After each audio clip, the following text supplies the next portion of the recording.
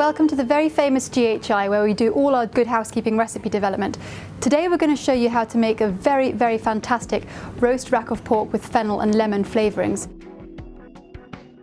We're going to be using a 2 kilogram rack of pork with 8 ribs, skin attached, and ask your butcher to scrape the bones clean.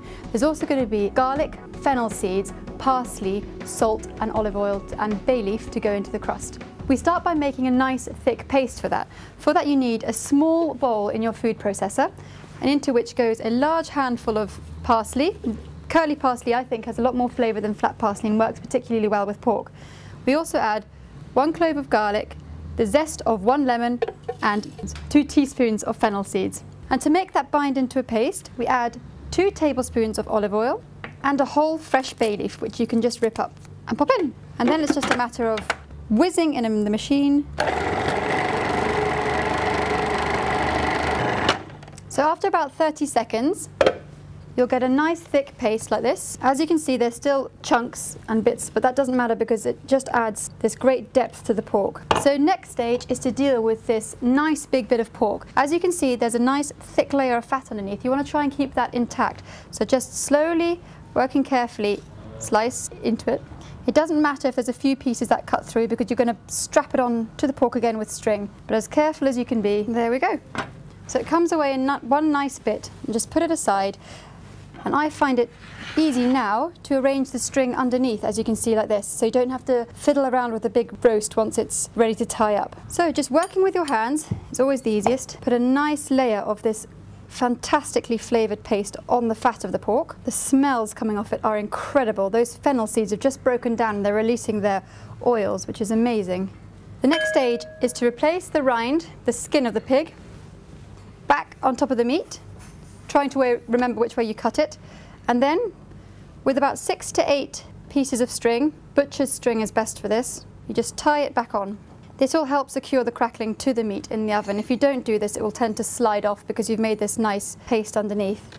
Once you've tied the pork up like this, it has to be weighed, and you calculate 25 minutes per pound, and 1 pound is 450 grams. So weigh it like this, and I've done mine already, and I know it's going to take about 2 hours to cook. Once you've weighed the pork, put it in a roasting dish which is lined with thickly sliced onions. These onions will act as a base for the pork to rest on, so it's not sitting directly on the base of the pan and getting too hot. So the pork goes in, you see it only just fits, so it means the air can still circulate around it, but it's not sitting in too large a space. Pour over the remaining oil, there should be 1 tablespoon of remaining oil, and again, using your hands, rub this into the meat. This will help the skin crisp up and make that delicious crackling we all love. And with some rock salt, sprinkle a generous amount on top. The salt will help the water be released from the skin, which again makes it more crispy in the end. And that's it, ready to go into the oven for the calculated time. It starts off in a preheated 240-degree oven for 30 minutes, and after that turn it down to 180 degrees and cook it for the remaining calculated time. So once your pork is finished cooking, take it out of the oven and carefully transfer it to a board where you can leave it to rest for up to half an hour. Cover it loosely in foil and set aside in a warm place. So once your pork is resting, you're ready to make your gravy. Now for this, you'll see that the pan is full of sticky pork juices. So simply spoon off the onions, because they'll be probably quite burnt and have gone a bit too far.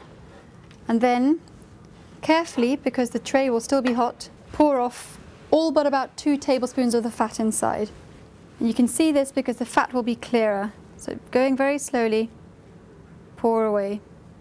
Have a check once in a while, and you can see there's still quite a lot of the fat there. So keep on going. Oh, see the colour's changed, which means you're down to the juices. So we're ready to make the gravy. Bring over your roasting tray minus the fat and put your hob onto a medium heat. Carefully transfer the dish onto the heat because it will still be hot.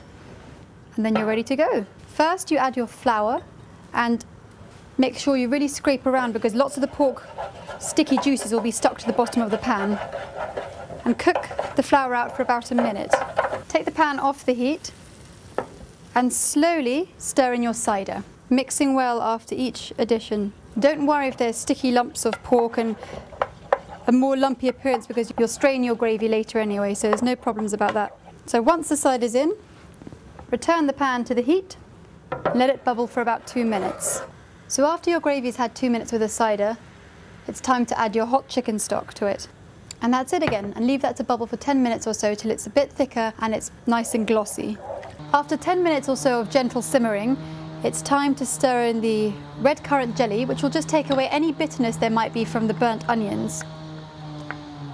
A nice little bit of Dijon mustard just to add a little bit of warmth to the gravy. As you can see, lots of lovely juices have leaked out of the pork whilst it's resting. So don't let these go to waste, and gently pour them into the gravy because they'll add a huge amount of nice porky flavour. So that's it with the gravy. It's a lovely deep rich colour. Don't forget to give it a quick taste to check the seasoning. That's lovely. A little bit of pepper, I think. And strain it.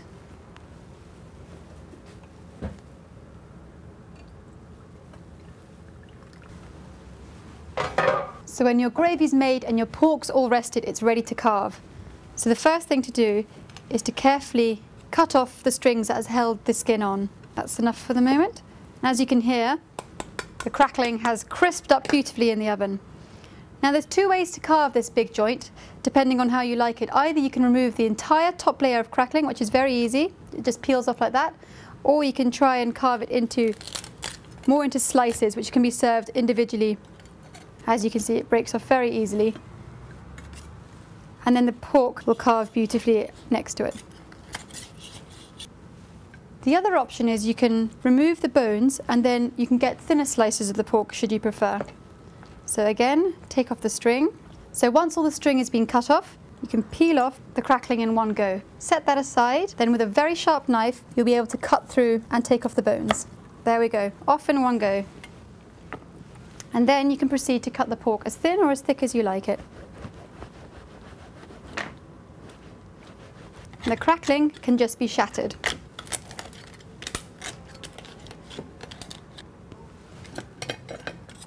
And that's it. You're ready to eat.